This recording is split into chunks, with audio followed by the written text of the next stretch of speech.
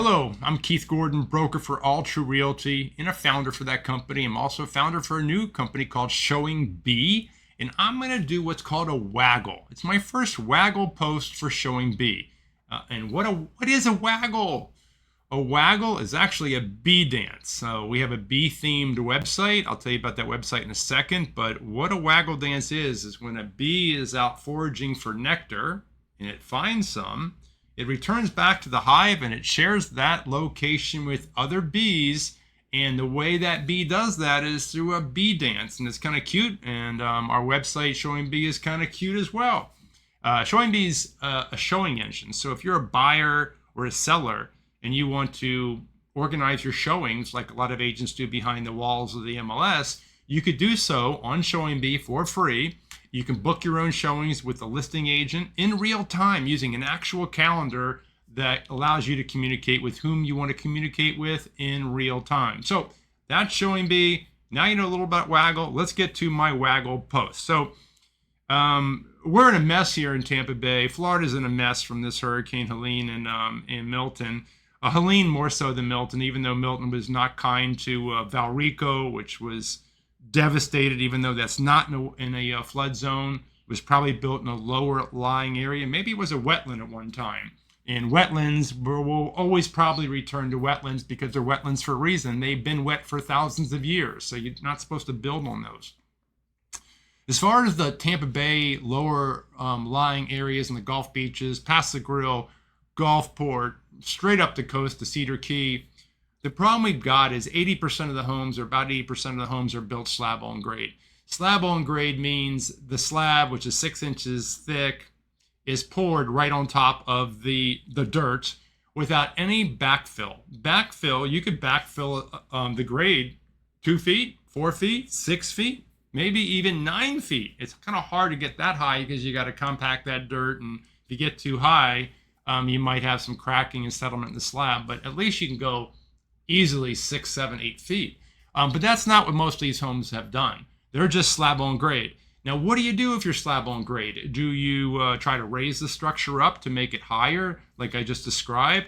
Very expensive. If you were to raise a slab on grade home up, you could do so, but if you tried to make it like an A10, raising it 10 feet, like 4 feet, 5 feet up, probably cost you about 150 to 250,000.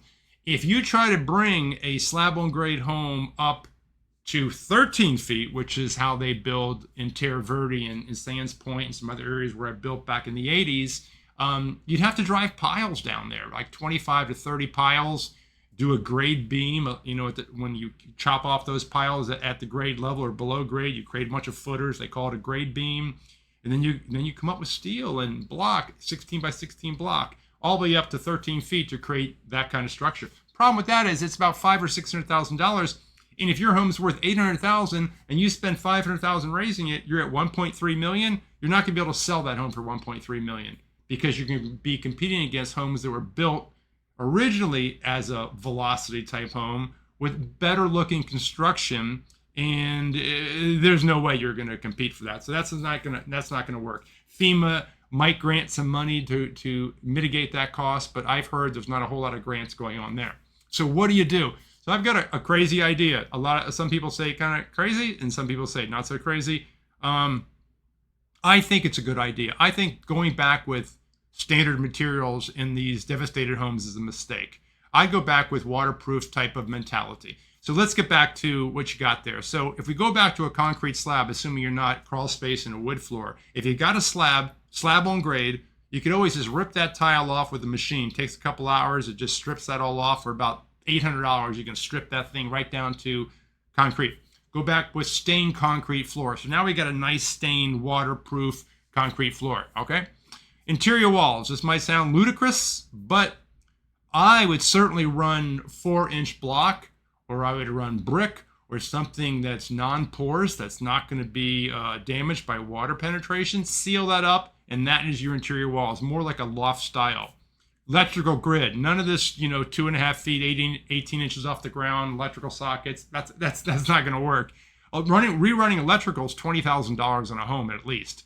So no, you leave your electrical grid up top, like a power strip cord, commercial grade. You can do that in the bathrooms, the kitchen, wherever you have to do it. And then for things like cabinetry, again, people say this is gonna be ugly, but I'm not really worried about ugly. I'm thinking more loft modern. Go with commercial grade steel, painted a nice primary color like blue, black, white, something. Open shelving. And when you want to have some closed shelving, do what you want. But I can't imagine going back to, particle board or wood cabinetry. Maybe you have some kind of a different kind of way to store those things that are ugly, all right? And then for furniture, again, you might think this is a little bit over the top, but they make teak furniture.